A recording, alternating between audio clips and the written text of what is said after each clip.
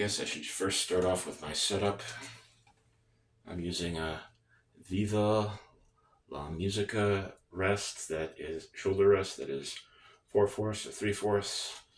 The contour of it fits my shoulder better when I utilize, at least on one leg, the lateral adjustment, which is slightly off center. On the higher end, I kept it centered. Here are the positions on the feet, more towards the pin at the far end of the violin, not so close to this lower bout. For my bow hold, what I try to do is I try to stay on this. I try to take this part of my thumb and pretend there's like a little X there, and I use the flop method, not the bunny method, because I find that I constrain the bow and prevent flexibility. So I do the nice relaxed flop, and then I try to put my pinky here so it doesn't slip. I've done spider crawls, but as you can see, walking up and down the bow, I get wiggle. And then especially on the way up, I have a hard time with the thumb staying protruded outward, and this translates into wobble, I think. When I go to play the bow, I try to loosen up like this to remind myself not to muffle the sound of the bow. And then in terms of bow weight, if I understand it correctly, we want to do the wiggle test. If we put just enough to catch the string with the bow hair, we should get wiggle with the string here, here, here, and here there. And then there's the T-bow, which is French, T-bolt or T-bow test, where we can, in the middle.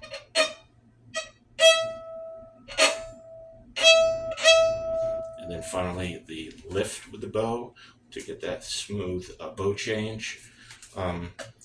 Some people advocate a horizontal arm, at least when you do the Galamian square.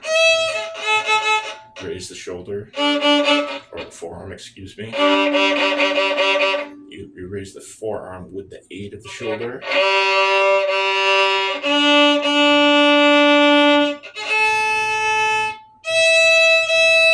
The biggest thing that trips me up is you want your shoulder to be relaxed. So you want your elbow here and here. Okay? So when you bring the bow to the violin. And then the other thing, of course, is the bow hair. I did 3 twists with the bow hair. So when I press it, there is some give. Maybe I need to make my bow hair a little tighter, because I can go like this. And that could be contributing to bow bounce. So here's 4, 5.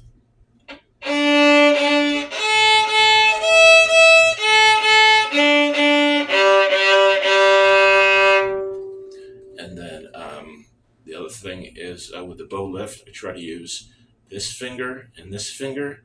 And I guess you should, even when you're at the end of the bow, if you do the Milstein test with each individual finger, put back the fingers.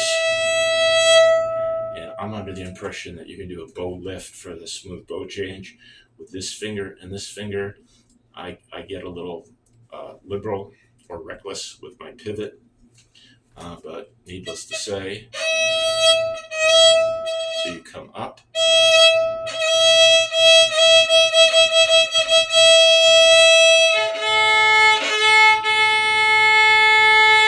So again, to catch the string, we put most of our confidence or faith in the pinky.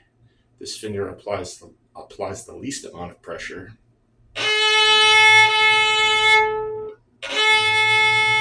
But according to Dunas, as we approach the tip, we want to pronate, and then as we go back up, we want to supinate. And the thing is, I struggle with that because, here I am here.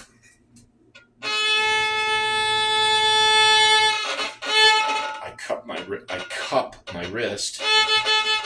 I am clearly pronating.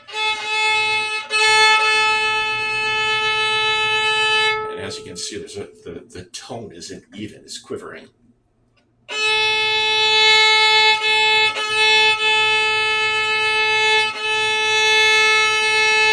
And are you rotating